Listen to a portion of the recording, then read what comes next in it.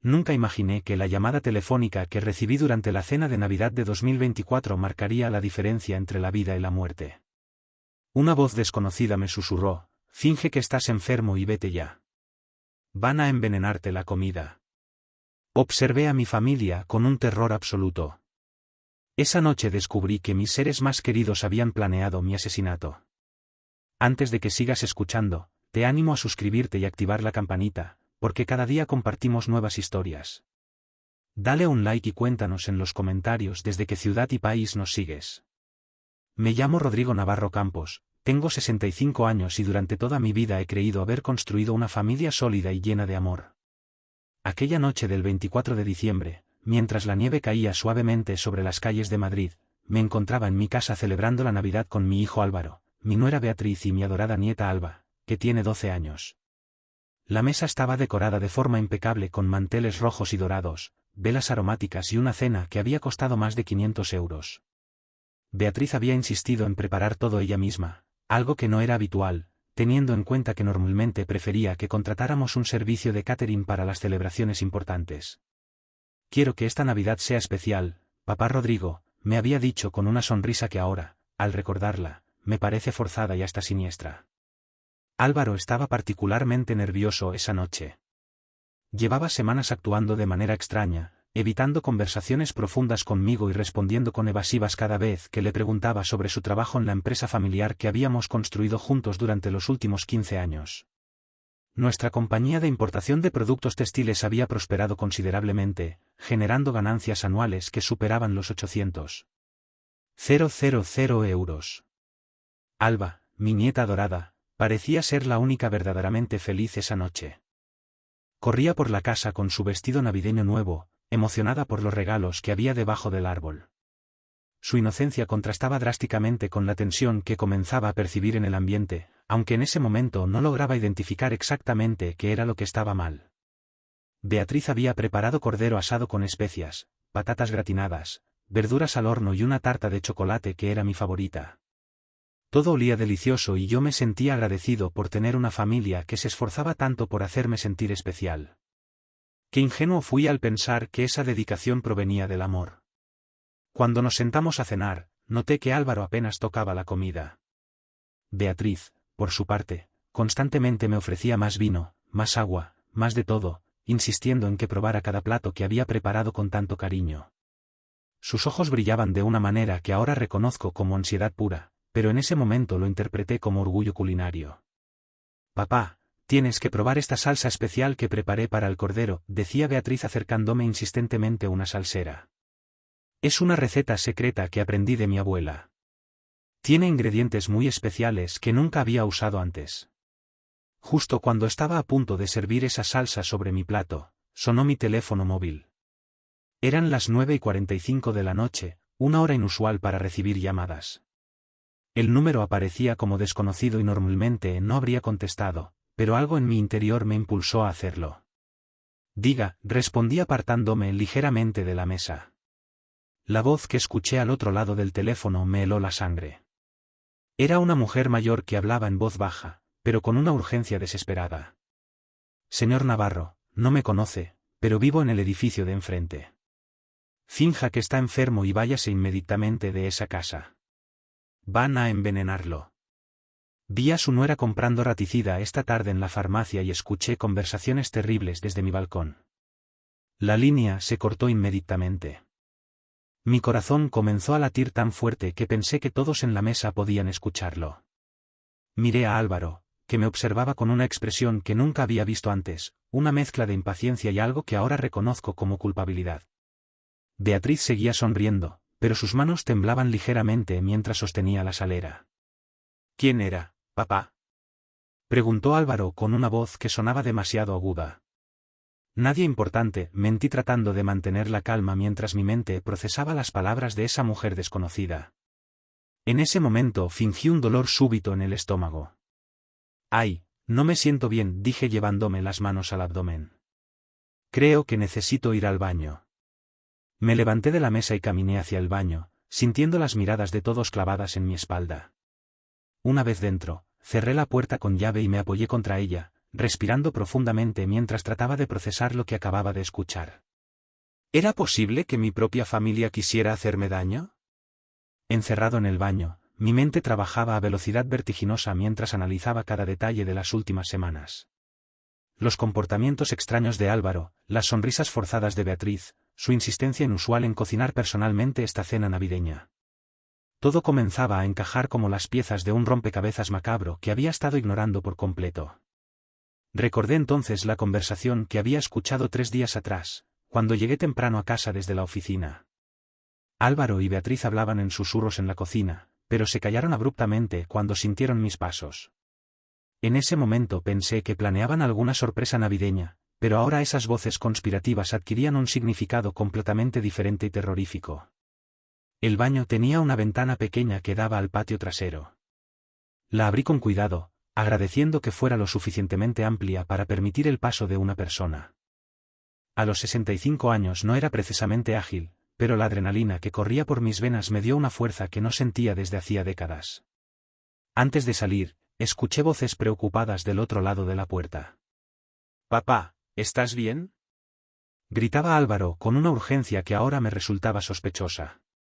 «Rodrigo, ábreme, por favor», suplicaba Beatriz golpeando suavemente la madera. Solo Alba guardaba silencio, probablemente confundida por la situación. Me deslicé por la ventana con dificultad, aterrizando en el pequeño jardín trasero donde solía cultivar tomates durante el verano. El frío de diciembre me golpeó inmediatamente, pero el miedo era más fuerte que las bajas temperaturas. Corrí hacia la puerta lateral del garaje, tomé las llaves de mi Mercedes y salí silenciosamente por el acceso posterior de la propiedad. Mientras conducía por las calles desiertas de Madrid, mi teléfono comenzó a sonar insistentemente. Álvaro me llamaba una y otra vez, seguido de Beatriz. No contesté ninguna llamada. Necesitaba distancia para pensar con claridad sobre lo que estaba sucediendo realmente en mi hogar. Me dirigí al Hotel Villa Magna, un lugar discreto donde podría reflexionar sin interrupciones. Durante el trayecto no pude evitar recordar los últimos meses. Álvaro había mostrado signos de estrés financiero que había atribuido a presiones normales del negocio. Beatriz, por su parte, había comenzado a hacer comentarios extraños sobre herencias y seguros de vida, preguntas que en su momento consideré curiosidad inocente. Una vez instalado en la habitación del hotel, decidí revisar mi teléfono. Tenía 54 llamadas perdidas, 32 de Álvaro, 16 de Beatriz y 6 de números desconocidos que probablemente eran intentos de localizarme desde teléfonos de vecinos o familiares. Los mensajes de texto eran desesperados. «Papá, estamos preocupadísimos. ¿Dónde estás?», escribía a Álvaro. «El cordero se está enfriando. Vuelve, por favor», añadía Beatriz en otro mensaje. «Alba está llorando porque desapareciste», insistía mi hijo en un texto posterior. Cada mensaje incrementaba mi sospecha de que su preocupación no era genuina, sino pánico por ver frustrados sus planes siniestros. Me senté en la cama del hotel y comencé a recordar situaciones que había pasado por alto. Hace 2 meses, Beatriz había preguntado específicamente sobre mis medicamentos para la presión arterial, alegando preocupación por mi salud. La semana pasada, Álvaro había insistido en que actualizáramos mi testamento argumentando cambios en las leyes fiscales que requerían ajustes inmediatos. También recordé una conversación inquietante que había tenido lugar durante el almuerzo familiar del domingo anterior. Beatriz había mencionado casualmente a una vecina cuyo esposo había fallecido repentinamente después de una cena, comentando con demasiado detalle sobre cómo los síntomas iniciales habían sido confundidos con una simple indigestión. La mujer que me había alertado por teléfono había mencionado que vivía en el edificio de enfrente. Desde la ventana de mi habitación en el hotel podía ver mi casa a lo lejos. Las luces seguían encendidas y podía imaginar la desesperación de Álvaro y Beatriz al descubrir mi escape inesperado. Mi mente analítica, forjada por décadas de experiencia empresarial, comenzó a evaluar la situación desde una perspectiva estratégica. Si realmente habían planeado envenenarme, necesitaba evidencias concretas antes de tomar cualquier decisión. No podía simplemente acusar a mi propia familia basándome únicamente en la llamada de una desconocida, por muy convincente que hubiera sonado. Decidí que al día siguiente buscaría a esa mujer misteriosa que me había salvado la vida. Necesitaba conocer exactamente qué había visto y escuchado. También tendría que investigar discretamente las finanzas de Álvaro y las actividades recientes de Beatriz. Si mis sospechas eran correctas, habría rastros de sus verdaderas intenciones. El teléfono siguió sonando durante toda la madrugada. Cada llamada confirmaba mi creciente convicción de que algo terriblemente siniestro había estado desarrollándose bajo mi propio techo y que mi escape de último momento había arruinado un plan cuidadosamente elaborado para eliminarme de sus vidas para siempre. Esa noche no dormí ni un minuto, planificando mis próximos movimientos mientras procesaba la dolorosa realidad de que las dos personas en quienes más confiaba en el mundo aparentemente deseaban mi muerte. Al amanecer del 25 de diciembre, salí del hotel con una determinación férrea. Necesitaba encontrar a la mujer que me había salvado la vida y tenía una idea bastante clara de dónde buscarla. Los edificios frente a mi casa eran principalmente residenciales con balcones que ofrecían vista directa a mi propiedad. Caminé por la acera opuesta, observando cada ventana y balcón, buscando señales de movimiento. Era temprano, pero algunas personas ya estaban despiertas preparando sus desayunos navideños. En el tercer piso del edificio más cercano noté a una señora mayor regando plantas en su terraza, quien inmediatamente desvió la mirada cuando me vio. Subí hasta su apartamento y toqué suavemente la puerta. Una voz temblorosa preguntó quién era antes de abrir con la cadena de seguridad puesta. Señora, soy Rodrigo Navarro. Creo que usted me llamó anoche. La puerta se abrió completamente, revelando a una mujer de aproximadamente 72 años, con cabello canoso perfectamente peinado y ojos vivaces que denotaban inteligencia. Pase rápido, me dijo, mirando nerviosamente hacia ambos lados del pasillo. Me llamo Pilar Serrano Torres y temo que lo que vi ayer fue realmente grave. Su apartamento estaba decorado con muebles clásicos y fotografías familiares que mostraban décadas de recuerdos felices. Me ofreció café mientras comenzaba a relatarme los eventos que habían motivado su llamada de emergencia. Señor Navarro, llevo viviendo aquí 25 años y desde mi balcón he observado a su familia crecer. Siempre pensé que era hermoso ver cómo su hijo se había establecido con esa mujer. Pilar se dirigió hacia su balcón y señaló directamente hacia mi casa. Ayer por la tarde, alrededor de las 5, vi a su nuera salir apresuradamente. La seguí con curiosidad porque parecía muy agitada. Se dirigió a la farmacia de la esquina y cuando salió llevaba una bolsa que intentaba ocultar bajo su abrigo. La anciana me mostró unos pequeños binoculares que mantenía cerca de la ventana. Perdone si esto parece entrometido, pero a mi edad observar la vida del vecindario se ha convertido en mi entretenimiento principal. Cuando su nuera regresó, la vi sacar de la bolsa un frasco pequeño con una etiqueta roja que reconocí inmediatamente. Era raticida industrial. El mismo que mi difunto esposo usaba en su taller. Mi estómago se contrajo al escuchar esta confirmación de mis peores temores. Pilar continuó su relato sin pausas. Después de la cena, cuando ya había oscurecido, abrí mi ventana para ventilar y escuché voces alteradas provenientes de su cocina. Su nuera decía algo sobre la dosis correcta y que no se notara el sabor. Su hijo respondía nerviosamente que tenía que funcionar esta noche porque no habría otra oportunidad como esta. La señora Serrano se dirigió a un cajón y sacó un cuaderno donde había anotado meticulosamente todo lo observado. Escribí cada detalle porque sabía que era importante. También escuché cuando su nuera mencionó algo sobre los documentos del notario y que después de esta noche todo sería más fácil. Me mostró sus anotaciones con letra cuidadosa y fechas precisas. Durante las últimas 3 semanas había documentado comportamientos extraños, visitas inusuales de Álvaro a oficinas bancarias, conversaciones telefónicas que Beatriz mantenía en el jardín para evitar ser escuchada y reuniones nocturnas con un hombre mayor que llevaba un maletín y que Pilar sospechaba podía ser abogado o notario. Lo más alarmante, continuó Pilar, fue cuando los escuché discutir sobre sus medicamentos para el corazón. Su nuera investigaba cómo ciertos venenos podían simular un ataque cardíaco natural, especialmente en personas de su edad con antecedentes médicos. La revelación me impactó profundamente. Efectivamente, había sufrido un infarto menor hace 3 años y desde entonces tomaba medicación preventiva. Cualquier médico forense atribuiría un segundo episodio a causas naturales, especialmente durante una celebración estresante como la Navidad. Pilar me sirvió más café mientras continuaba compartiendo información crucial. Ayer en la mañana vi a su hijo quemando papeles en el jardín trasero. No pude ver qué documentos eran, pero la manera furtiva en que lo hacía me pareció sospechosa. También noté que durante los últimos días su nuera había estado limpiando obsesivamente la cocina como si estuviera eliminando evidencias.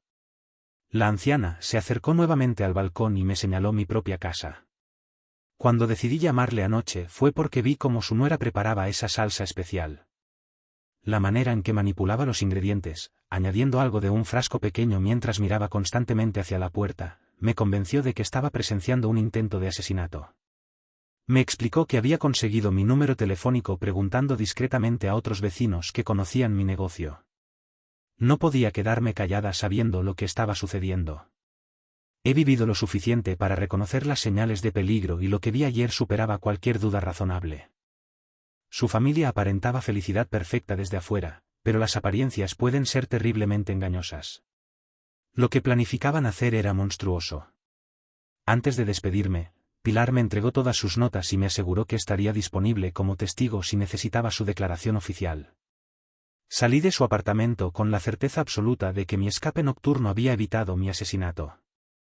Ahora tenía información suficiente para comenzar una investigación más profunda sobre las verdaderas intenciones de Álvaro y Beatriz y sobre los motivos que los habían llevado a planificar algo tan atroz contra quien más los había amado y apoyado durante tantos años. Tras mi reveladora conversación con Pilar, decidí que necesitaba ayuda profesional para investigar a fondo la situación.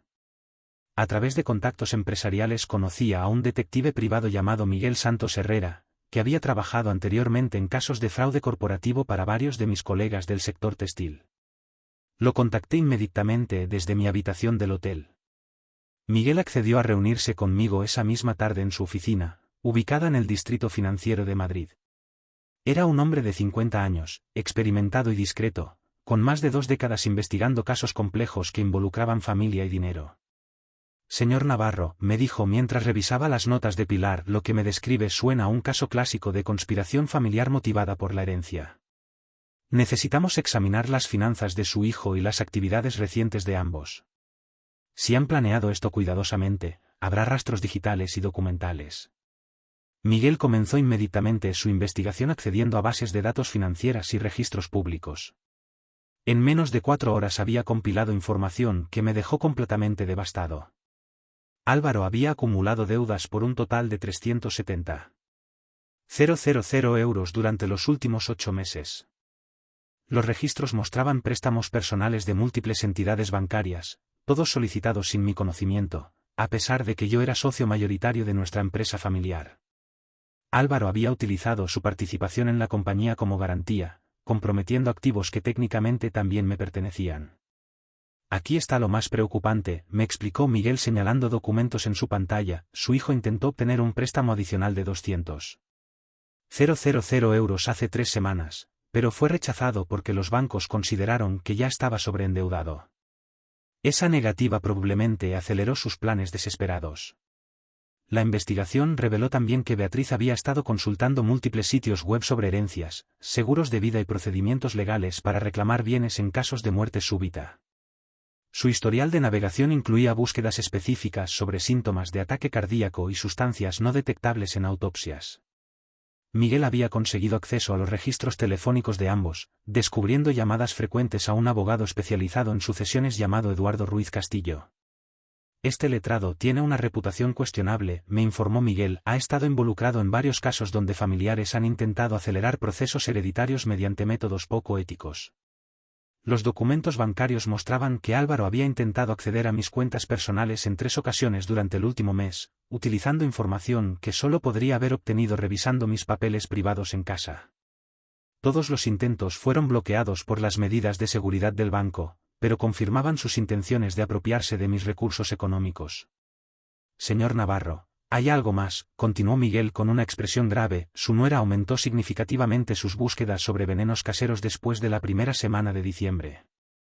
También visitó 3 farmacias diferentes comprando pequeñas cantidades de productos químicos que combinados podrían crear una sustancia letal. La investigación reveló movimientos financieros sospechosos en la cuenta conjunta que Álvaro compartía con Beatriz. Habían retirado grandes sumas en efectivo, aparentemente para pagar consultas privadas y adquirir materiales que no querían que quedaran registrados en transacciones con tarjetas de crédito. Miguel me mostró fotografías que había obtenido de cámaras de seguridad de establecimientos comerciales. Beatriz aparecía comprando guantes de látex, lejía industrial y otros productos de limpieza en cantidades inusuales. Esto sugiere que planeaban limpiar minuciosamente cualquier evidencia después de ejecutar su plan, explicó el detective. Los registros telefónicos también revelaron conversaciones nocturnas entre Álvaro y el abogado Ruiz Castillo durante las últimas 4 semanas. La frecuencia e intensidad de estas comunicaciones había aumentado considerablemente en los días previos a la Navidad. Su hijo también había iniciado trámites preliminares para cambiar beneficiarios en algunas pólizas de seguro empresariales, me informó Miguel. Aunque no completó el proceso, sus intenciones eran evidentes. Buscaba maximizar los beneficios económicos de su muerte. La información más perturbadora fue el descubrimiento de que Beatriz había estado investigando mis rutinas diarias, tomando notas sobre mis horarios de medicación, hábitos alimenticios y actividades semanales. Esta vigilancia sistemática sugería una planificación meticulosa que se había desarrollado durante meses. Miguel concluyó su presentación con una evaluación profesional contundente. Señor Navarro, no hay duda de que su familia había planificado su asesinato con premeditación y alevosía. La combinación de desesperación financiera, oportunidad y acceso a su persona, creó las condiciones perfectas para que consideraran el homicidio como su única salida.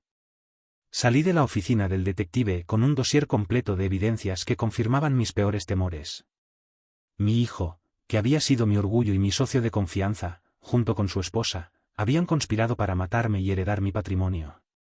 La traición era absoluta y demoledora. Esa noche, en la soledad de mi habitación del hotel, lloré por primera vez en décadas, no solo por el peligro que había enfrentado, sino por la pérdida irreparable de la familia que creía conocer y amar. Al día siguiente, decidí realizar mi propia investigación complementaria visitando mi hogar cuando estuviera vacío. Miguel me había proporcionado equipos de grabación discretos para documentar cualquier evidencia física que pudiera encontrar. Sabía que Álvaro estaría en la oficina y Beatriz llevaba a Alba al colegio cada mañana entre las 8 y las 9. Llegué a mi propia casa sintiéndome como un intruso. Las llaves temblaron en mis manos mientras abría la puerta principal, consciente de que apenas 36 horas antes, ese mismo lugar había sido escenario de un intento de asesinato en mi contra. Lo primero que noté fue el estado inmaculado de la cocina. Cada superficie brillaba como si hubiera sido sometida a una limpieza profesional exhaustiva. Los platos de la cena navideña habían desaparecido completamente, incluyendo la famosa salsera que Beatriz había insistido tanto en que probara. El olor a productos químicos de limpieza industrial impregnaba todo el ambiente. Dirigiéndome hacia el estudio donde guardaba mis documentos personales, descubrí que alguien había estado revisando meticulosamente mis archivos. Aunque habían intentado reorganizar todo para disimular su búsqueda, mi memoria detallista detectó inmediatamente que carpetas enteras habían sido movidas de sus ubicaciones originales. Mi caja fuerte personal, escondida detrás de una pintura en la pared, mostraba signos evidentes de manipulación. Marcas de herramientas alrededor de la cerradura indicaban intentos de forzarla. Afortunadamente había resistido sus esfuerzos, pero el intento confirmaba que habían estado buscando acceso a mis documentos más importantes, testamentos, pólizas de seguros y escrituras de propiedades. En el dormitorio que compartían Álvaro y Beatriz encontré evidencias aún más perturbadoras. Debajo del colchón, oculto en una bolsa de plástico sellada, estaba el frasco de raticida que Pilar había visto comprar a Beatriz. La etiqueta mostraba advertencias claras sobre su toxicidad letal en humanos. Junto al veneno encontré varios documentos impresos de Internet sobre métodos de envenenamiento, síntomas de intoxicación y procedimientos forenses post-mortem. Los textos estaban subrayados con anotaciones manuscritas de Beatriz, incluyendo cálculos de dosis basados en mi peso corporal y condición física. En el cajón de la mesita de noche de Álvaro descubrí algo que me rompió el corazón por completo, una carta dirigida a Alba explicándole que su abuelo había fallecido pacíficamente durante la cena de Navidad debido a problemas cardíacos. La carta estaba fechada con anterioridad al 24 de diciembre, confirmando que habían planificado mi muerte con semanas de anticipación. El documento más revelador lo encontré en el escritorio del dormitorio, un borrador de testamento falsificado que me nombraba como otorgante, pero que había sido redactado completamente por Álvaro. En este documento fraudulento él aparecía como único heredero universal de todos mis bienes, incluyendo la empresa familiar, propiedades inmobiliarias y cuentas bancarias. La falsificación era sofisticada y utilizaba papel oficial de notaría que habían conseguido mediante el abogado Ruiz Castillo. Incluso habían practicado imitar mi firma, como evidenciaban múltiples hojas con intentos de reproducir mi rúbrica personal. Algunos ensayos estaban fechados desde principios de noviembre. En el armario de Beatriz encontré ropa manchada con residuos químicos que había intentado lavar repetidamente sin éxito completo. Una blusa blanca conservaba rastros de sustancias que coincidían con los productos de limpieza industrial que habían usado para eliminar evidencias de su preparación del veneno. Revisando facturas y recibos guardados en diversos cajones, documenté compras sistemáticas de implementos necesarios para ejecutar y ocultar su crimen, guantes desechables, mascarillas, productos de limpieza especializados y herramientas que habían utilizado para intentar abrir mi caja fuerte. En el garaje encontré los restos carbonizados de documentos que Álvaro había quemado, tal como Pilar había observado desde su balcón. Aunque estaban parcialmente destruidos, logré recuperar fragmentos que mostraban cálculos financieros relacionados con el valor total de mi patrimonio y proyecciones de liquidez después de mi fallecimiento. El hallazgo más escalofriante fue un cronograma detallado que habían elaborado para las horas posteriores a mi supuesta muerte, que incluía contactos a realizar, autoridades a notificar y una secuencia específica de acciones para maximizar la credibilidad de un fallecimiento natural por causas cardíacas. También habían preparado discursos de dolor y tributos fúnebres que planeaban pronunciar durante mi sepelio. Leer esas palabras falsas de amor y respeto escritas por las mismas personas que habían planificado mi asesinato me provocó una mezcla de ira y tristeza que nunca había experimentado. Antes de abandonar la casa, instalé discretamente cámaras de seguridad adicionales en ubicaciones estratégicas, siguiendo las recomendaciones de Miguel. Necesitaba documentar cualquier comportamiento posterior que pudiera servir como evidencia adicional de su culpabilidad. Desde mi hogar, con la certeza absoluta de que había reunido pruebas irrefutables de la conspiración homicida. Cada objeto, cada documento, cada rastro químico confirmaba, de manera inequívoca, que mi propia familia había planificado meticulosamente mi eliminación física, urdiendo un plan macabro para beneficiarse económicamente de mi muerte. Aquella tarde, mientras organizaba con meticulosidad todas las evidencias en mi habitación del hotel, comprendí que mi siguiente paso, ineludible, sería confrontar directamente a Álvaro. Sin embargo, esta vez, me presentaría ante el armado con el conocimiento completo de sus intenciones criminales, preparado para documentar cada matiz de su reacción ante la exposición de su plan fracasado, ante el descubrimiento de su infamia. Tras invertir 3 días enteros en recopilar evidencias, analizando cada detalle con lupa, decidí que había llegado el momento crucial de confrontar a Álvaro sin más dilación. Miguel, previsor, me había proporcionado un dispositivo de grabación de audio prácticamente invisible, un prodigio de la tecnología que podría capturar, sin levantar sospechas, cualquier admisión de culpabilidad, cualquier desliz que revelara la verdad. Mi estrategia, cuidadosamente elaborada, consistía en fingir una ignorancia total sobre sus verdaderas intenciones, actuando con la mayor naturalidad posible, mientras lo guiaba, con astucia, hacia confesiones comprometedoras, hacia revelaciones incriminatorias. Le envié un mensaje de texto desde un número temporal, un número desconocido, asegurándole que me encontraba bien, pero que necesitaba hablar con él urgentemente sobre asuntos familiares importantes, cuestiones que requerían una discusión inmediata. Propuse encontrarnos en nuestro restaurante favorito, Casa Lucio, un lugar cargado de significado, donde habíamos celebrado tantos éxitos empresariales a lo largo de los años, un escenario que evocaba recuerdos de tiempos mejores. Álvaro llegó 15 minutos tarde, un retraso inusual en él, visiblemente nervioso y con ojeras profundas que delataban una noche sin descanso, una noche atormentada por la culpa. Su abrazo fue tenso, forzado, carente de la calidez habitual, y evitó mantener contacto visual directo conmigo durante los primeros minutos de nuestro encuentro, una señal inequívoca de su turbación. «Papá, estábamos desesperados», comenzó inmediatamente, sin esperar siquiera que nos sentáramos, lanzando una excusa improvisada. «Desapareciste sin explicaciones en medio de la cena». Beatriz lloró toda la noche, angustiada, pensando que algo terrible te había sucedido. Su actuación, a pesar de su nerviosismo, era convincente, pero yo conocía la verdad detrás de esas lágrimas fingidas, la verdad que ocultaba su máscara de preocupación. Decidí jugar mi papel de padre preocupado, pero confundido, actuando como si nada supiera. «Hijo, tuve una indisposición súbita y no quise arruinar la celebración navideña de Alba. Necesitaba aire fresco y tiempo para recuperarme, necesitaba alejarme del bullicio». Álvaro se relajó visiblemente al escuchar mi explicación aparentemente inocente, al creer que había logrado engañarme.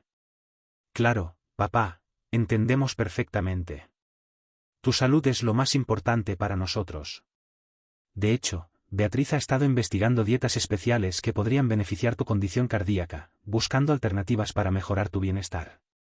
Esa mención de mi condición médica, aparentemente casual, no era fortuita, sino una señal reveladora de sus verdaderas intenciones.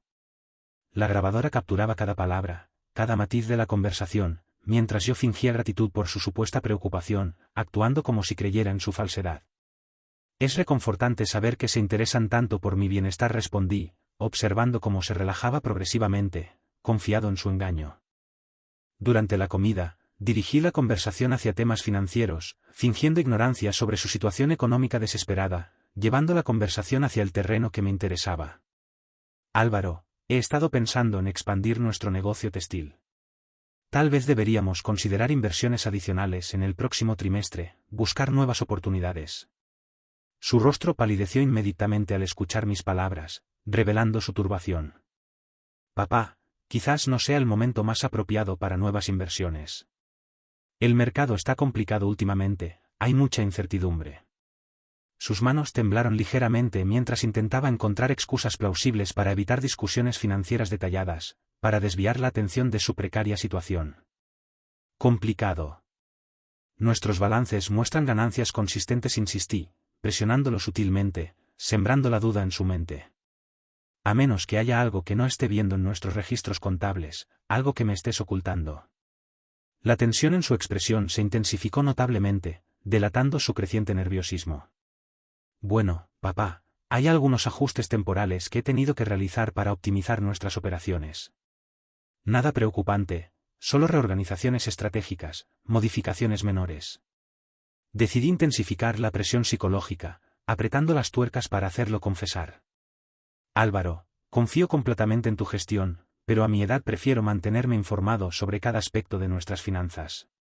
¿Podrías proporcionarme un resumen detallado de esas reorganizaciones, un informe completo? Su respiración se aceleró visiblemente, traicionando su creciente ansiedad.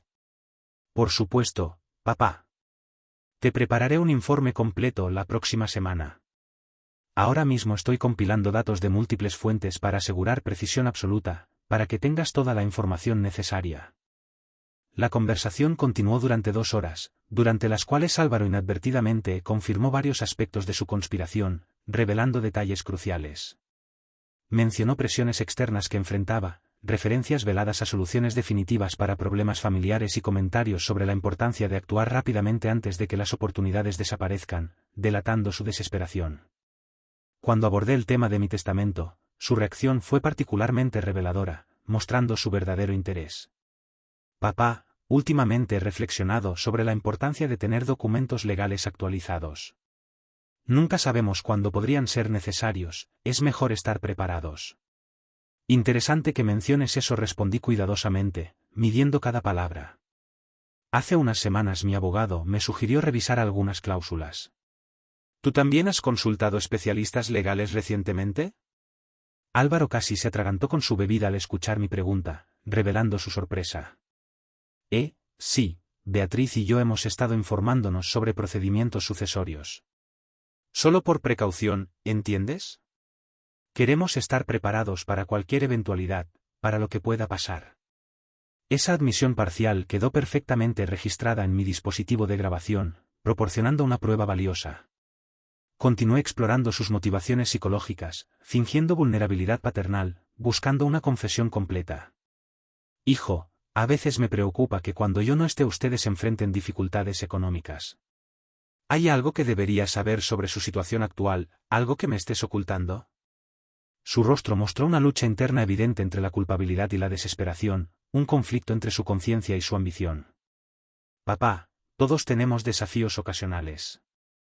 Lo importante es que sepas cuánto te amamos y valoramos todo lo que has construido para nuestra familia, todo lo que has hecho por nosotros.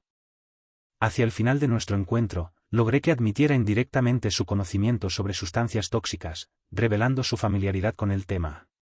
Cuando mencioné casualmente un artículo periodístico sobre envenenamientos accidentales, respondió con detalles específicos sobre síntomas y detección forense que solo alguien con investigación previa podría conocer, detalles que delataban su culpabilidad. Es aterrador pensar cómo sustancias domésticas comunes pueden ser tan peligrosas, comenté deliberadamente, buscando una reacción reveladora.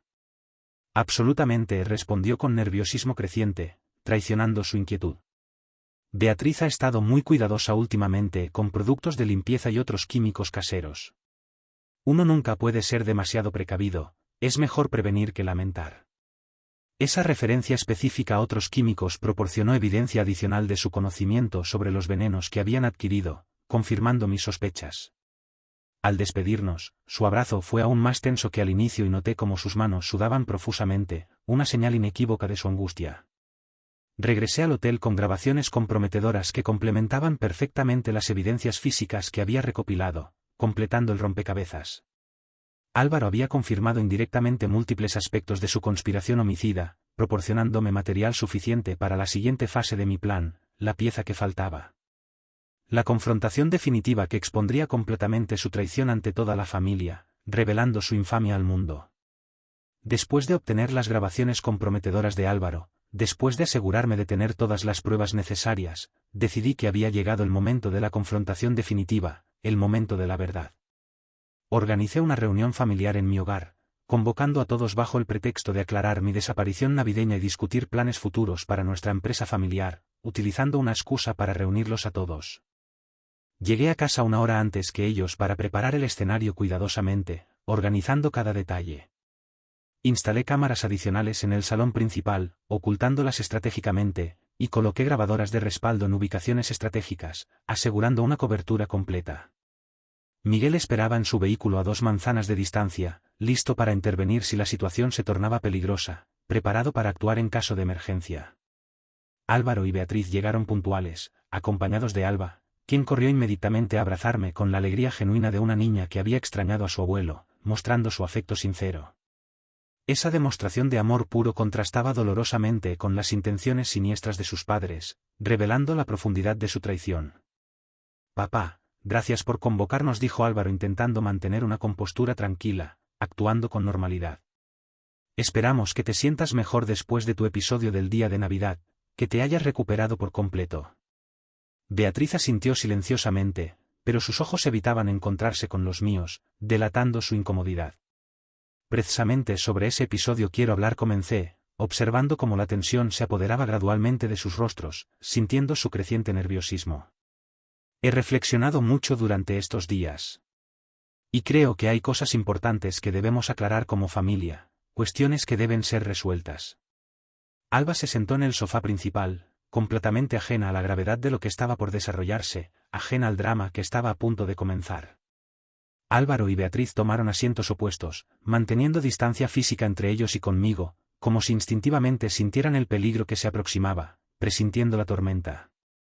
Durante mi ausencia he tenido tiempo para pensar sobre nuestras relaciones familiares, nuestro futuro económico y ciertos comportamientos que había estado pasando por alto, cuestiones que ahora me parecían evidentes. Continué permitiendo que la ambigüedad de mis palabras incrementara su ansiedad, alimentando su incertidumbre.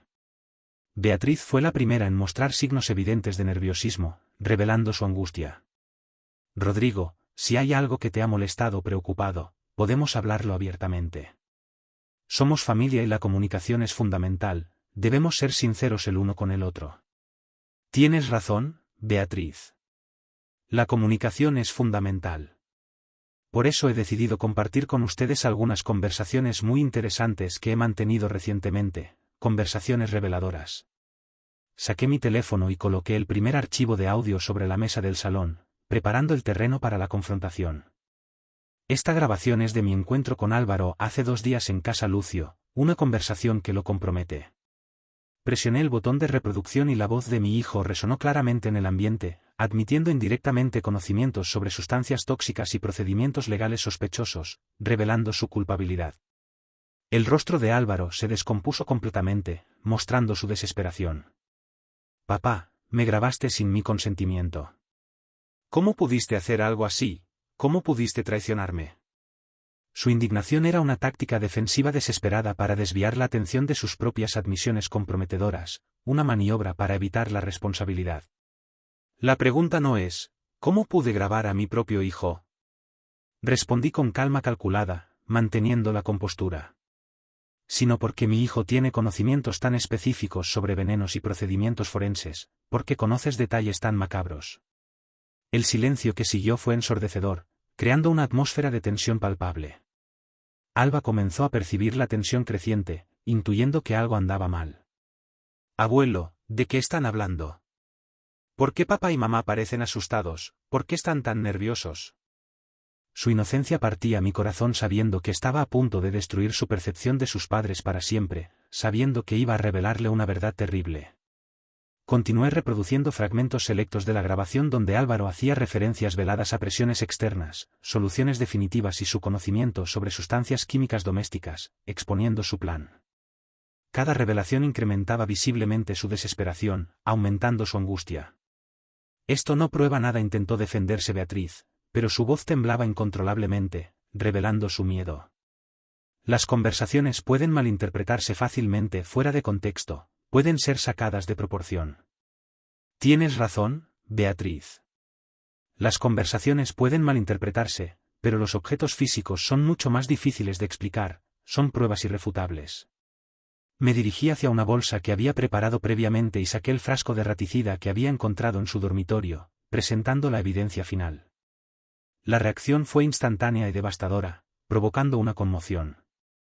Beatriz palideció hasta el punto de parecer enferma mientras Álvaro intentaba articular explicaciones incoherentes, buscando una justificación. Papá, eso nosotros había un problema de roedores en el sótano, teníamos una plaga. Roedores en el sótano, repetí con ironía controlada, mostrando mi incredulidad. Y por eso necesitaban investigar dosis letales basadas en el peso corporal de una persona de mi edad y complexión física, esa era la razón. Saqué las páginas impresas con los cálculos de Beatriz, cada una con anotaciones manuscritas específicas, mostrando la meticulosidad de su plan. Alba comenzó a llorar silenciosamente, intuyendo que algo terrible estaba siendo revelado sobre sus padres, sintiendo la traición.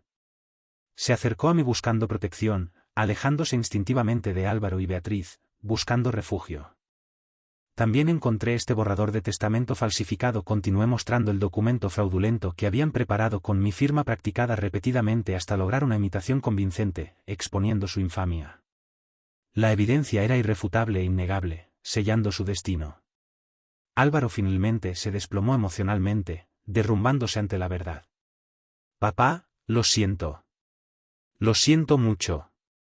Estábamos desesperados, no sabíamos qué hacer. Es las deudas, las presiones económicas, intervino Beatriz.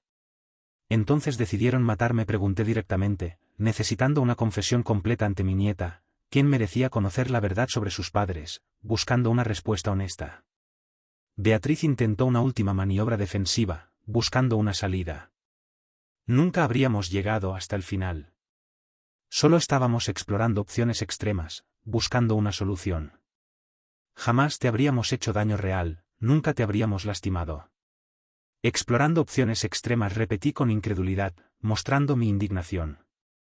Compraron veneno, calcularon dosis letales, falsificaron documentos y prepararon mi asesinato durante la cena navideña, ese era su plan. Exactamente en qué momento planeaban detenerse, dónde estaba el límite. El silencio que siguió fue absoluto, marcando el final. Alba lloraba abiertamente, comprendiendo finalmente que sus padres habían planeado matar a su abuelo, asimilando la terrible verdad. Esa comprensión infantil de la traición más profunda posible rompió los últimos vestigios de compostura que me quedaban, destruyendo mi paciencia. En ese momento tomé la decisión que cambiaría nuestras vidas para siempre, sellando nuestro destino. Llamé a Miguel para que contactara inmediatamente a las autoridades, porque esta confrontación había proporcionado las confesiones necesarias para proceder legalmente contra mis propios seres queridos, porque había llegado el momento de la justicia. Después de las confesiones devastadoras de Álvaro y Beatriz, después de haber escuchado sus palabras y visto su desesperación, me dirigí al teléfono para contactar a Miguel, buscando su ayuda. Pero antes de hacerlo, decidí que había llegado el momento de tomar una decisión que reflejara tanto justicia como sabiduría paternal, buscando un equilibrio. Alba seguía sollozando en mis brazos y su dolor inocente me hizo reflexionar sobre el verdadero propósito de esta confrontación, sobre lo que realmente importaba. Álvaro, Beatriz, comencé con voz firme, pero controlada, tratando de mantener la calma. Las evidencias que he recopilado son suficientes para enviarlos a prisión durante años por conspiración para cometer homicidio, las pruebas son irrefutables. Sin embargo, antes de contactar a las autoridades, quiero que comprendan las consecuencias reales de sus acciones, que asuman su responsabilidad. Me acerqué a la ventana desde donde se veía el edificio de Pilar, recordando cómo una extraña había mostrado más preocupación por mi bienestar que mis propios familiares, sintiendo gratitud. Una vecina que ni siquiera conocía personalmente arriesgó su tranquilidad para salvarme la vida, demostrando su valor. Mientras ustedes, quienes han recibido mi amor y apoyo incondicional durante décadas, planeaban mi asesinato, buscando mi muerte. Álvaro intentó acercarse, pero levanté mi mano deteniéndolo, impidiéndole acercarse. No quiero escuchar más excusas ni justificaciones, no quiero oír tus mentiras. Lo que necesito es que comprendan que a partir de este momento todo cambiará irreversiblemente entre nosotros, que nada volverá a ser igual. Saqué documentos que había preparado durante mis días en el hotel, incluyendo transferencias bancarias y modificaciones patrimoniales que había ejecutado con la ayuda de mi abogado personal, revelando mi plan. Durante estos días he tomado decisiones financieras definitivas que afectarán permanentemente nuestras relaciones familiares, decisiones que no tienen vuelta atrás. Beatriz se incorporó bruscamente al escuchar sobre cambios patrimoniales, mostrando su interés. ¿Qué quieres decir con decisiones financieras definitivas? ¿Qué estás planeando? Su preocupación ya no se centraba en mi bienestar, sino en las implicaciones económicas de sus acciones fracasadas, revelando su ambición. He pagado la totalidad de tus deudas, Álvaro. 370,000 euros han sido transferidos esta mañana para saldar cada préstamo, cada obligación financiera que habías contraído sin mi conocimiento. He cubierto tus errores. La sorpresa en su rostro fue evidente, mostrando su asombro, pero continué sin pausas, sin darle tiempo a reaccionar.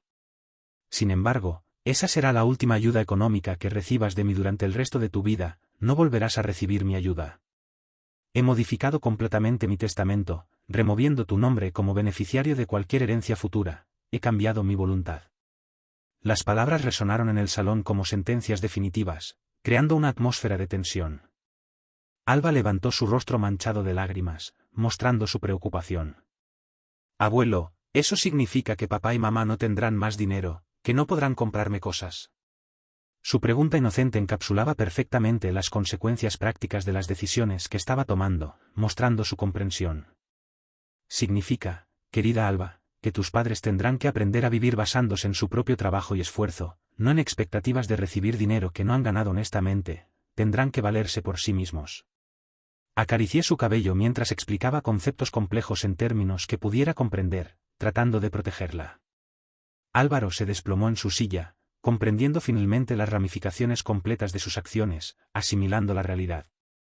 Papá, sin la empresa familiar, sin acceso a los recursos que hemos manejado juntos, no sabré cómo mantener a mi familia, no podré darles lo que necesitan. Deberías haber considerado esas consecuencias antes de planificar mi asesinato, respondí sin compasión, mostrando mi decepción. Millones de personas mantienen a sus familias con trabajos honestos y esfuerzo personal, viven con dignidad. Ahora tendrás esa oportunidad de demostrar tu verdadero carácter, demostrar de qué estás hecho. Beatriz intentó una súplica desesperada, buscando una solución. Rodrigo, piensa en Alba. Ella es inocente en todo esto. No permitas que nuestros errores afecten su futuro y su estabilidad, no la castigues por nuestros fallos. Precisamente porque pienso en Alba he tomado estas decisiones, repliqué firmemente, mostrando mi determinación. He establecido un fondo fiduciario que garantizará su educación universitaria y sus necesidades básicas hasta los 25 años, asegurando su futuro. Pero ese dinero estará administrado por un banco, no por ustedes, estará protegido. La revelación sobre el fondo fiduciario proporcionó alivio visible a Alba, pero incrementó la desesperación de sus padres al comprender que habían perdido completamente el control sobre los recursos familiares, mostrando su frustración. Continué explicando las modificaciones patrimoniales que había implementado, revelando mi plan completo. La empresa familiar será vendida a nuestros competidores principales.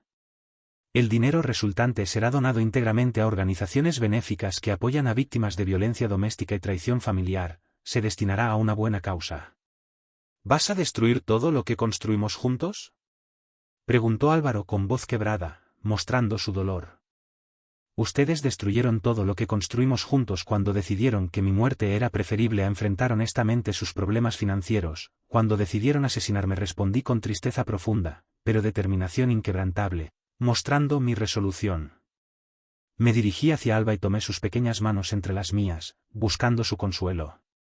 Querida, ni quiero que comprendas que estas decisiones no se basan en venganza, sino en la necesidad de enseñar lecciones importantes sobre consecuencias y responsabilidad personal, buscando su comprensión.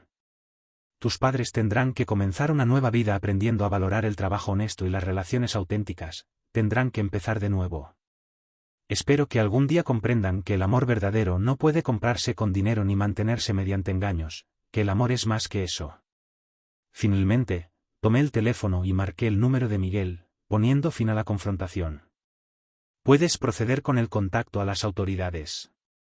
Tenemos confesiones grabadas y evidencias físicas suficientes para presentar cargos formales, tenemos lo que necesitamos. Mientras esperábamos la llegada de la policía, abracé a Alba una última vez antes de que su mundo cambiara para siempre, buscando consolarla. Recuerda siempre, pequeña, que las acciones tienen consecuencias y que la honestidad y el trabajo duro son los únicos fundamentos sólidos para construir una vida digna, que esa es la clave. Esa tarde, cuando llegaron las autoridades, Álvaro y Beatriz fueron arrestados bajo cargos de conspiración para cometer homicidio, mientras Alba era trasladada temporalmente a casa de mis hermanos hasta que se resolvieran los procedimientos legales correspondientes, marcando el inicio de un nuevo capítulo. Los meses siguientes al arresto fueron un periodo de transformación profunda en mi vida, un tiempo de reflexión.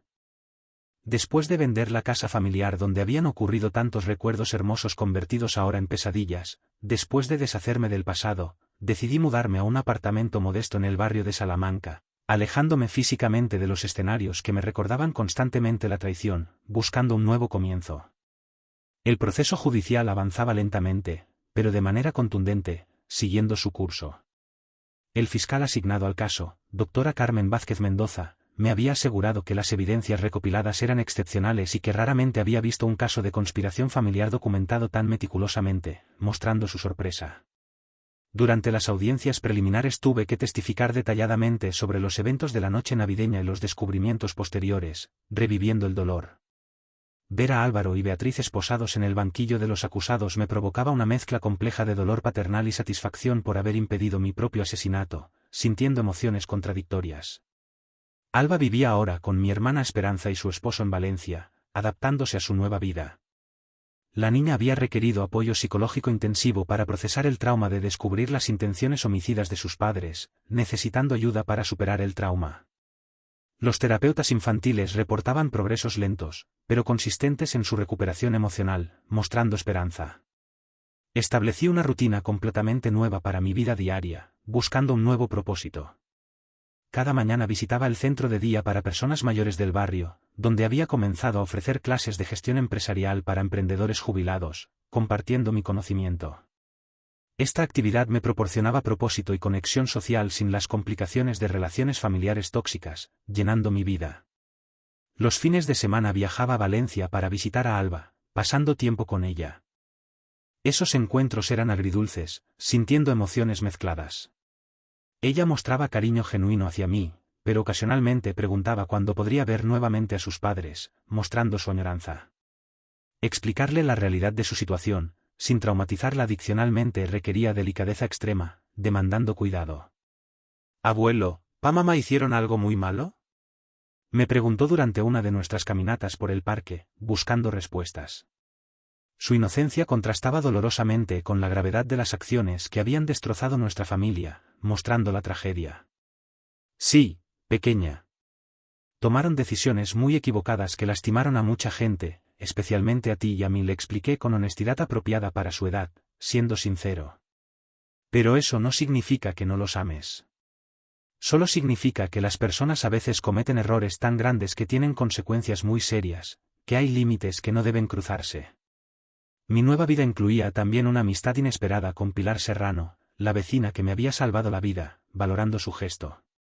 Visitaba su apartamento semanalmente para tomar té y conversar sobre sus observaciones del vecindario, compartiendo momentos.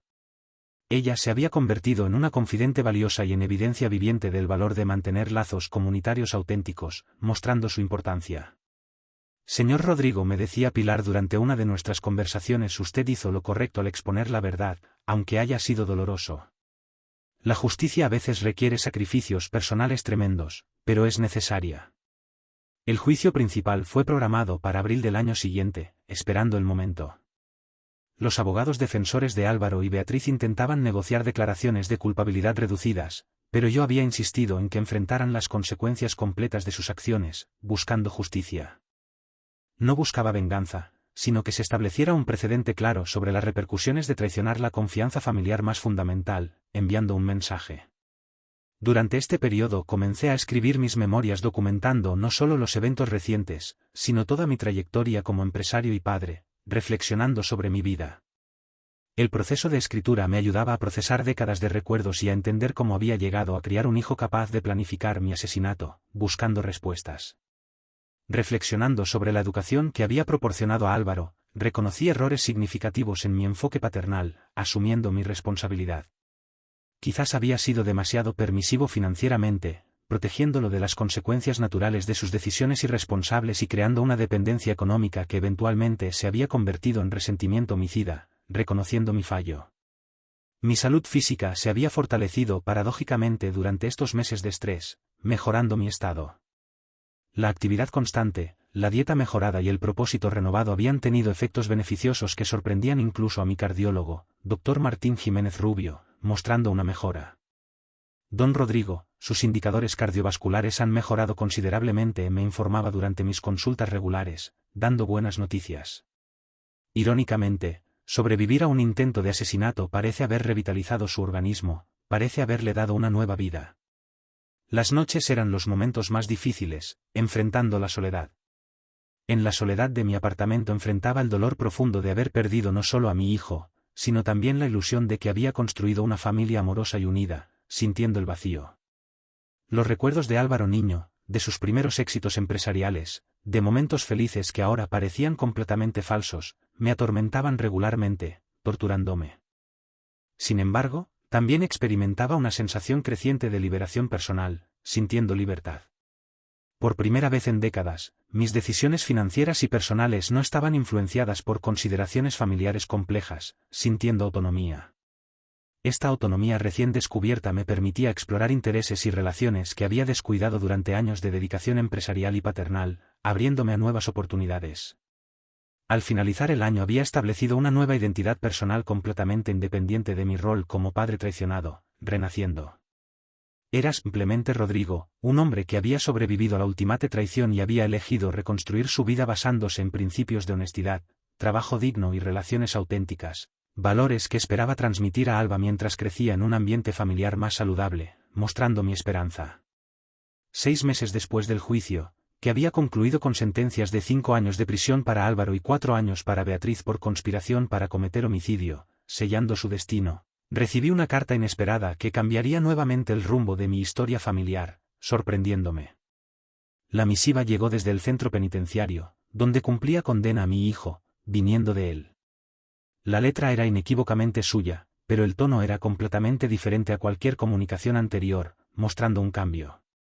No había súplicas desesperadas ni intentos de manipulación emocional, no había mentiras. En cambio, encontré palabras de reflexión profunda y responsabilidad personal que nunca había escuchado de Álvaro, mostrando sinceridad.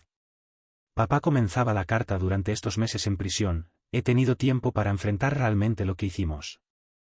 No solo las consecuencias legales, sino el horror moral de haber planificado tu muerte, y asumido la realidad.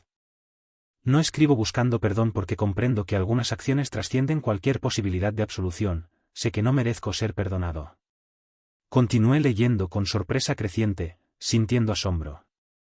Álvaro describía su participación en programas de rehabilitación psicológica dentro del centro penitenciario, sesiones donde había analizado los patrones de pensamiento que lo habían llevado a considerar el homicidio como solución a problemas económicos, buscando ayuda. He comenzado a trabajar en la carpintería de la prisión, escribía. Por primera vez en mi vida adulta, mis ingresos provienen exclusivamente de mi esfuerzo físico personal, no de nuestra empresa familiar o de tu apoyo financiero. Cada euro que gano tiene un valor real porque representa trabajo honesto, ahora valoro el trabajo. La transformación descrita en sus palabras parecía auténtica, mostrando un cambio real, pero mi experiencia reciente con su capacidad de engaño me mantenía cauteloso, siendo precavido. Sin embargo, algo en la simplicidad directa de su expresión sugería un cambio genuino en su perspectiva vital, dando esperanza. Durante las semanas siguientes, las cartas continuaron llegando regularmente, manteniendo la comunicación. Álvaro no solicitaba visitas ni ayuda económica para la comisaría, no pedía nada. Simplemente compartía reflexiones sobre libros que estaba leyendo, habilidades manuales que desarrollaba y conversaciones con otros internos que le habían proporcionado perspectivas nuevas sobre responsabilidad personal, abriendo su mente. Un compañero de celda me preguntó qué tipo de persona era antes de llegar aquí, relataba en una carta posterior, contando su historia. Cuando le expliqué mi historia, me dijo algo que me impactó profundamente. Tenías todo lo que la mayoría solo sueña y aún así elegiste la violencia. Eso dice más sobre tu carácter que sobre tu situación económica, eso te define. Alba, ahora adaptada completamente a su nueva vida en Valencia, viviendo en paz, ocasionalmente mencionaba preguntas sobre sus padres durante nuestros encuentros, recordándolos. Mi hermana Esperanza había manejado la situación con sensibilidad ejemplar, explicándole que sus padres estaban aprendiendo lecciones importantes sin traumatizar innecesariamente a la niña, protegiéndola. «Abuelo, ¿crees que papá está cambiando realmente?», me preguntó durante uno de nuestros paseos dominicales, buscando esperanza. Su madurez emocional había avanzado considerablemente durante estos meses de estabilidad familiar, mostrando su crecimiento. Es posible, Alba. A veces las personas necesitan consecuencias muy serias para comprender el valor de las relaciones y la importancia del trabajo honesto, le respondí cuidadosamente, siendo honesto. Pero los cambios verdaderos se demuestran con acciones consistentes durante mucho tiempo, no solo con palabras bonitas, es necesario ver resultados. Mientras tanto, había establecido una rutina satisfactoria en mi nueva vida, sintiéndome realizado. Mis clases en el centro de día se habían expandido para incluir talleres sobre ética empresarial y prevención de fraudes familiares, compartiendo mi experiencia. Compartir mi experiencia ayudaba a otros empresarios mayores a identificar señales de alarma en sus propias familias, previniendo tragedias. Beatriz, por el contrario, no había establecido comunicación alguna conmigo desde el juicio, manteniéndose distante. Según informes que recibía indirectamente, había mantenido una actitud defensiva, mostrándose reacia y resentida, durante su encarcelamiento, culpando a circunstancias externas por sus decisiones criminales. La diferencia entre las reacciones de Álvaro y Beatriz ante las consecuencias de sus acciones me proporcionaba perspectivas interesantes sobre sus caracteres fundamentales. Quizás mi hijo conservaba capacidad de crecimiento moral que su esposa no poseía. Un día de septiembre recibí una carta particularmente conmovedora, donde Álvaro describía un proyecto que había iniciado dentro de la prisión, enseñar alfabetización básica a internos que no sabían leer ni escribir. Ayudar a otros me ha enseñado sobre el valor real de contribuir positivamente a la vida de las personas, explicaba. Por primera vez comprendo que la verdadera satisfacción viene de dar, no de tomar. Durante años tomé tu apoyo, tu dinero, tu confianza, sin ofrecer nada equivalente a cambio. Ahora entiendo que esa dinámica era insostenible y destructiva. Estas reflexiones me llevaron a considerar la posibilidad de que Álvaro estuviera experimentando una transformación auténtica.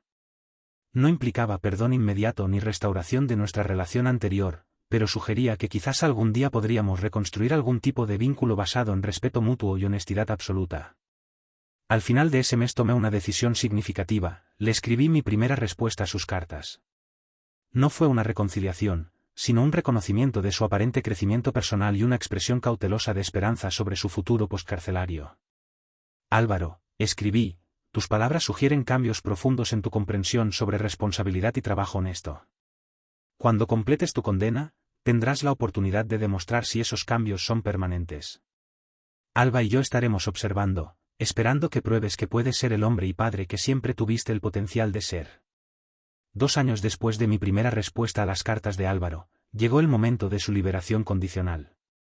Durante este periodo, nuestro intercambio epistolar había evolucionado hacia conversaciones profundas sobre paternidad, responsabilidad y el significado verdadero del trabajo digno. Sus reflexiones habían demostrado consistencia y crecimiento genuino que me permitían mantener esperanza cautelosa sobre su transformación. Alba, ahora de 14 años, había expresado deseos de conocer el progreso de su padre antes de su liberación. Mi hermana Esperanza había manejado admirablemente la crianza de mi nieta proporcionándole estabilidad emocional y educación sólida que le permitía procesar gradualmente la complejidad de nuestra situación familiar.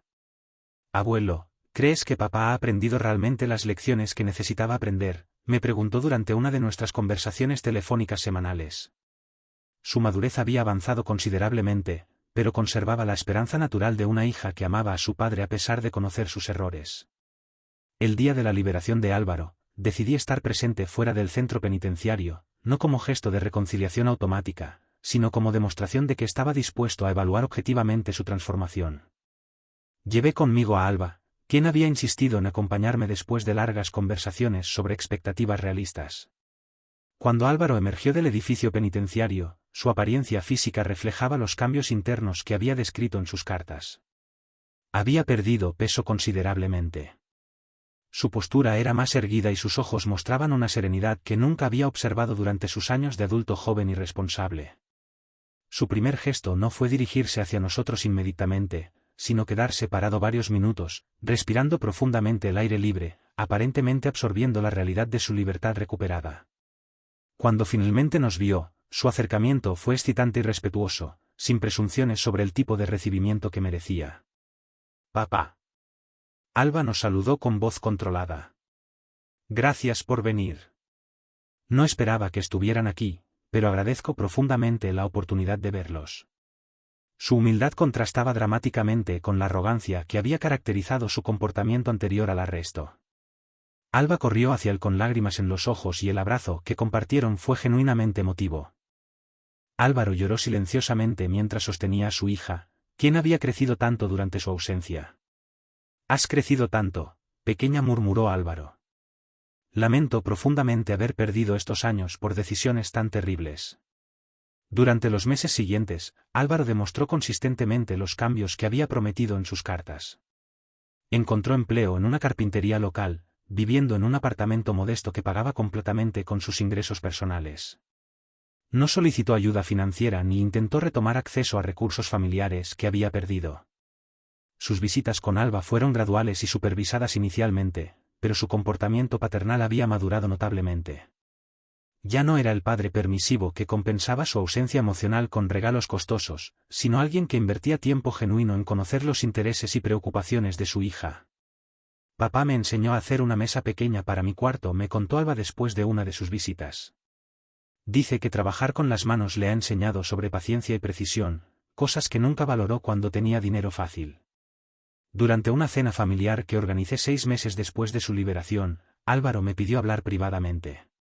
«Papá, quiero que sepas que nunca esperaré que restablezcas mi acceso a recursos familiares. He aprendido que la independencia económica es fundamental para mantener relaciones sanas y respeto propio». Sus palabras reflejaban comprensión profunda sobre las dinámicas destructivas que habían caracterizado nuestra relación anterior. «Trabajar por cada euro que gano me ha enseñado su valor real. Ahora entiendo por qué te molestaba mi actitud despreocupada hacia el dinero durante tantos años». Beatriz, quien también había sido liberada bajo libertad condicional, no había intentado contactarnos. Según informes que recibí indirectamente, había abandonado Madrid inmediatamente después de su liberación, aparentemente sin interés en reconstruir relaciones con Alba o reconocer responsabilidad por sus acciones pasadas. «¿Extrañas a mamá?», le pregunté cuidadosamente a Alba durante uno de nuestros paseos. «A veces extraño a la mamá que pensé que era», respondió con sabiduría sorprendente para su edad.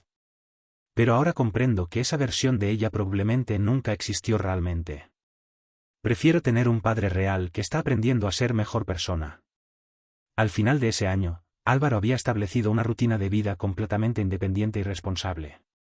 Sus visitas familiares eran regulares, pero no dependientes, y su relación conmigo había evolucionado hacia un respeto mutuo basado en honestidad absoluta sobre nuestros errores pasados. «Papá me dijo durante nuestra última conversación del año, sé que nunca podré reparar completamente el daño que causé, pero quiero que sepas que cada día trabajo para ser digno del perdón que me has otorgado gradualmente». «Álvaro», le respondí, «el perdón no se otorga una sola vez, sino que se construye diariamente a través de acciones consistentes. Tu transformación ha sido el regalo más valioso que podías ofrecerme después de la traición más profunda que pude imaginar».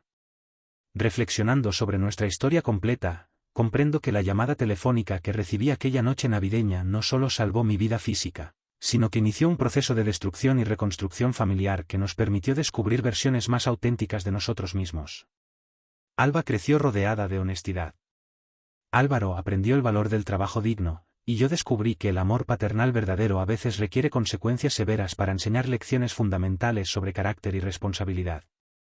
Si esta historia te ha gustado, apóyanos con un like, suscríbete al canal y déjanos tus opiniones en los comentarios. Para escuchar la siguiente historia, haz clic en la caja que aparece a la izquierda.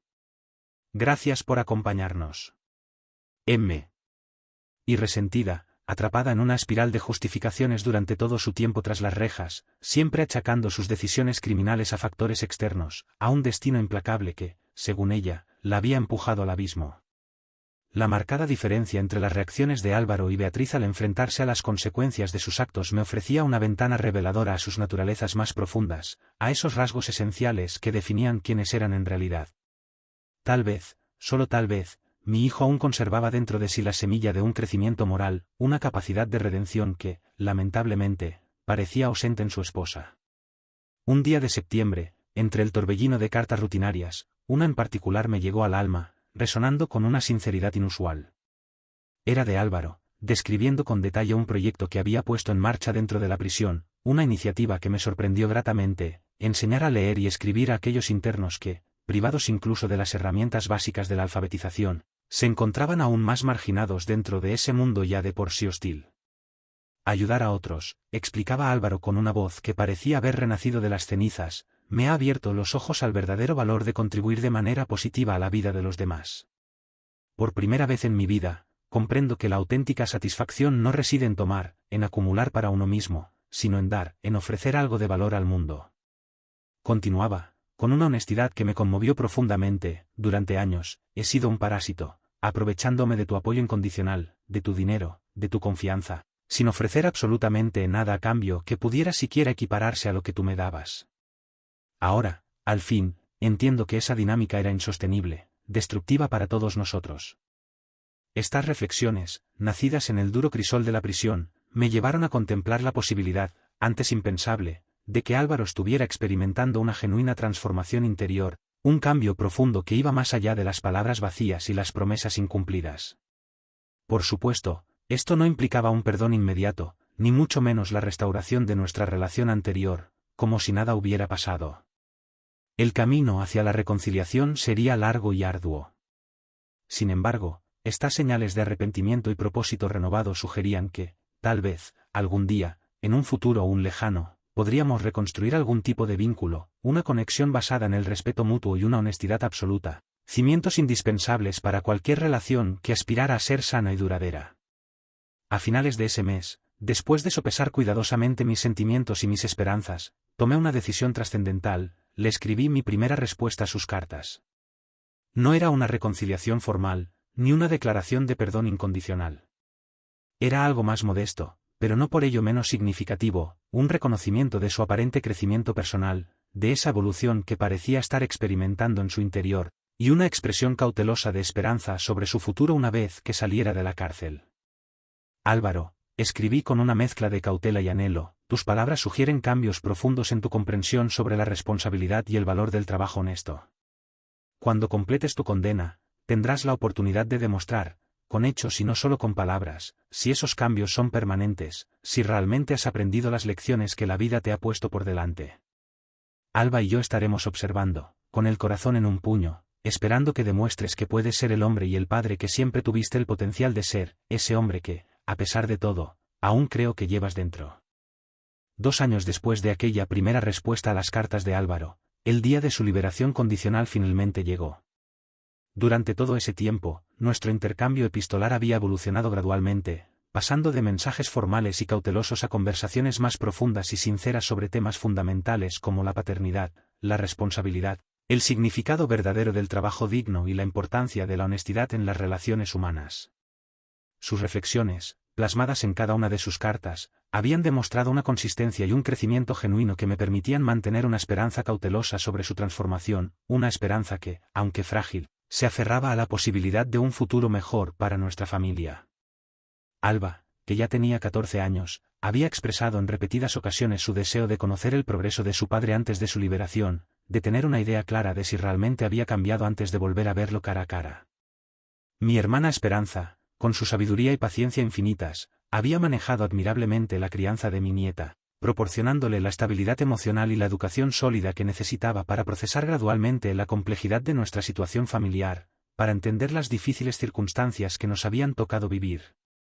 Abuelo, ¿de verdad crees que papá ha aprendido las lecciones que necesitaba aprender?, me preguntaba Alba durante una de nuestras conversaciones telefónicas semanales, con una mezcla de esperanza y temor en su voz.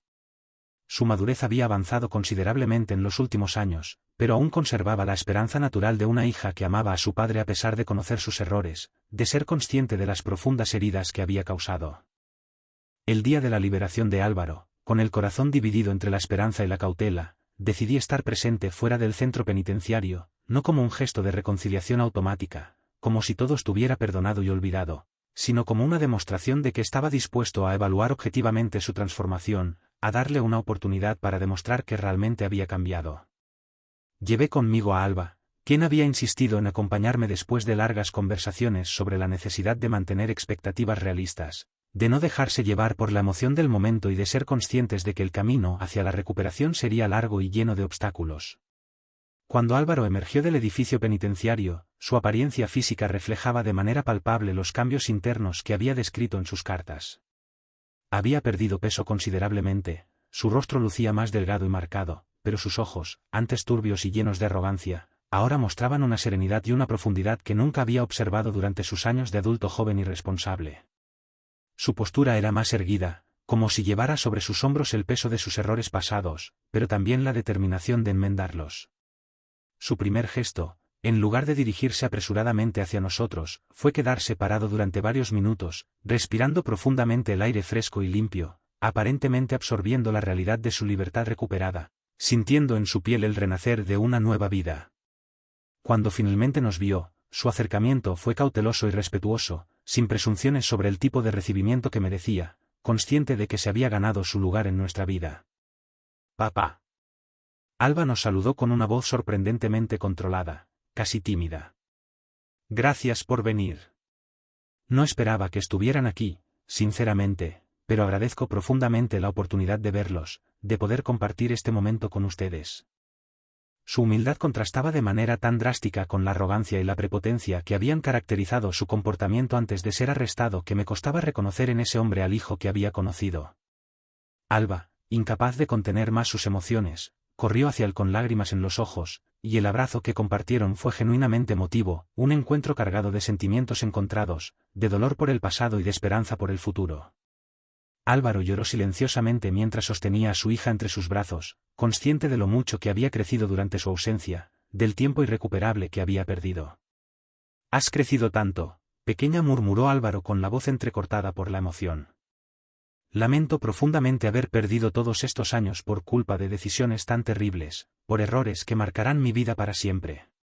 Durante los meses siguientes, Álvaro demostró con cada una de sus acciones la sinceridad de los cambios que había prometido en sus cartas.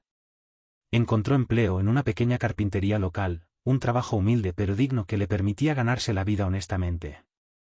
Se mudó a un apartamento modesto, lejos del lujo y la opulencia a los que se había acostumbrado, y lo pagaba completamente con sus ingresos personales, sin recurrir a la ayuda de nadie. No solicitó ayuda financiera de ningún tipo, ni intentó retomar el acceso a los recursos familiares que había perdido como consecuencia de sus actos. Sus visitas con Alba fueron graduales y supervisadas inicialmente, para asegurar el bienestar emocional de mi nieta y darle tiempo a adaptarse a la nueva situación.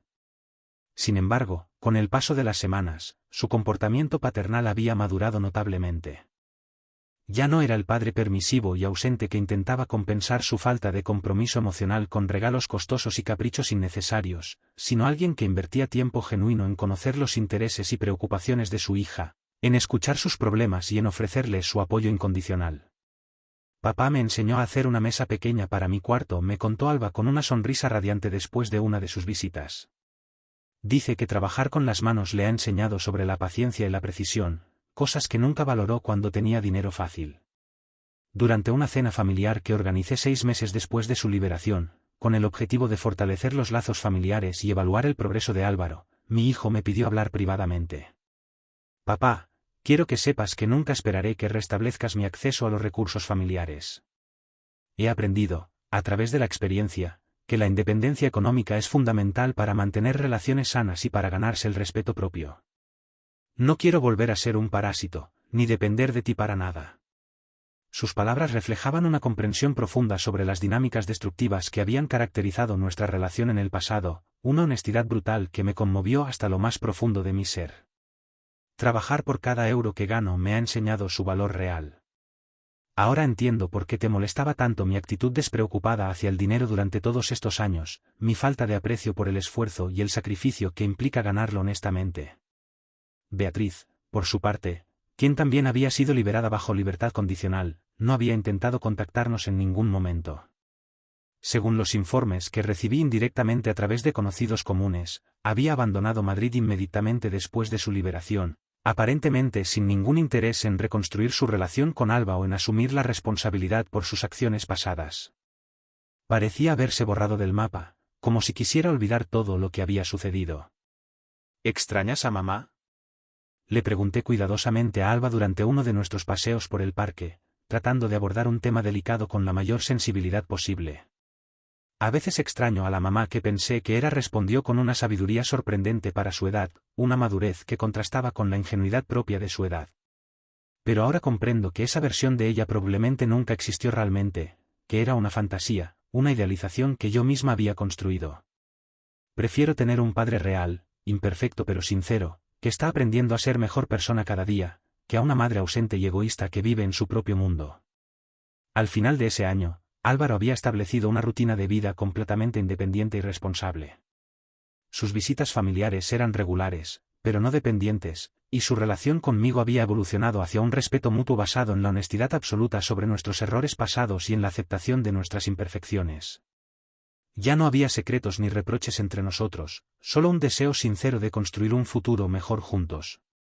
Papá me dijo durante nuestra última conversación del año, con la mirada fija en mis ojos: sé que nunca podré reparar completamente el daño que causé, que las cicatrices de mis errores permanecerán para siempre. Pero quiero que sepas que cada día me esfuerzo por ser digno del perdón que me has otorgado gradualmente, por demostrarte que he aprendido la lección y que estoy dispuesto a hacer todo lo que esté en mi mano para enmendar mis errores. Álvaro, le respondí, con una mezcla de orgullo y alivio en mi corazón: el perdón no se otorga una sola vez, como si fuera un regalo que se da y se recibe sin más. El perdón se construye diariamente, a través de acciones consistentes, de un esfuerzo constante por hacer el bien y por reparar el daño causado. Y tu transformación, tu renacimiento como persona, ha sido el regalo más valioso que podías ofrecerme después de la traición más profunda que pude imaginar. Reflexionando sobre nuestra historia completa, sobre los altibajos, las alegrías y las tristezas que habíamos compartido, comprendo que la llamada telefónica que recibí aquella noche navideña, la noche en que mi vida estuvo a punto de terminar, no solo salvó mi vida física, sino que inició un proceso de destrucción y reconstrucción familiar que nos permitió descubrir versiones más auténticas de nosotros mismos, versiones más fuertes y resilientes. Alba creció rodeada de honestidad, aprendiendo a aceptar a las personas por lo que son, con sus virtudes y sus defectos. Álvaro aprendió el valor del trabajo digno, la importancia de la responsabilidad y el significado verdadero de la familia. Y yo descubrí que el amor paternal verdadero a veces requiere consecuencias severas, decisiones dolorosas, para enseñar lecciones fundamentales sobre el carácter y la responsabilidad, para guiar a nuestros hijos por el camino correcto, incluso cuando se desvían del rumbo. Si esta historia te ha gustado, si te ha conmovido o te ha hecho reflexionar, te invito a que nos apoyes con un like, a que te suscribas al canal para no perderte nuestras próximas historias y a que nos dejes tus opiniones y comentarios en la sección de abajo. Para escuchar la siguiente historia, haz clic en la caja que aparece a la izquierda. Gracias por acompañarnos y por compartir este viaje con nosotros. M.